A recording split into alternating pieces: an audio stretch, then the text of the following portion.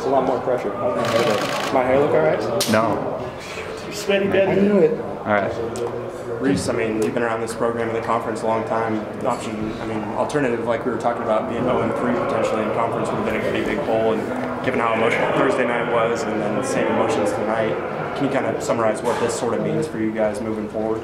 I think it's a big win for us. Yeah. Like you said, going 0-3 is not necessarily ideal. But Long Beach is a great team. They were 2-1 coming into this. And I think what it taught me a lot is that we can fight. We had a close one with Santa Barbara that I think we let get away. We were in the game at Hawaii, so I think that this shows us that, hey, we can finish a game. We didn't actually shoot great all the time. I know Brian had a great game. I know I struggled at least from the field, but I think that it shows that we can finish a game even when things aren't necessarily perfect. In the regulation there's that long delay. I mean, that was probably 5+ minutes in real time. He goes down, misses 2 free throws, and you go to the line and then hit that 3-pointer. Can you kind of take us through that sequence and what you guys were talking about in the huddle during that long delay? Yeah, Josh's nose was bleeding, so we figured that we'd get the elbow call because we had at least physical evidence of it. They're hoping it took a while, so we were just trying to stay loose, trying to stay ready, knowing that was going to happen and we could have potential to get a 5-point play. So I think that Coach was just setting up a play for us on offense. And luckily, he missed both of his free throws. We were able to make ours, and it was a big turn for us. What did you see on that 3-pointer? I mean, that was a pretty deep look late in the shot clock. Man, I knew they'd switched. I think it was Levin on me, and I think he had just backed off. I don't know how much time there was, 6 or 7 seconds. I figured since he had switched off, I think it was Brian's guy, so I think that I knew he had rebound position. He had, 12 boards tonight, which was huge, so I figured, hey, if I miss it, if I take this and miss it, there's a good opportunity he gets it, and just having to go in. For sure.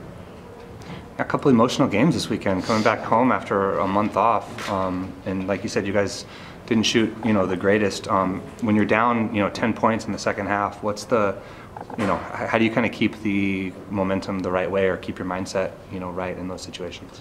I think what we kind of talked about doing was just taking it one play at a time, knowing that it's a long half. It's obviously longer than we had planned, but that we can't just make it up in one play. There's not going to be one miraculous thing. It's not going to be one player. That we're going to have to be a team. We're going to have to make the right plays, make the smart plays, make the tough plays, and chip back into the game. Yeah, just when it kind of seemed, I think it was maybe 15 minutes left, somewhere around there. I think the fouls were like 6-0, and it's just kind of like, oh, here we go.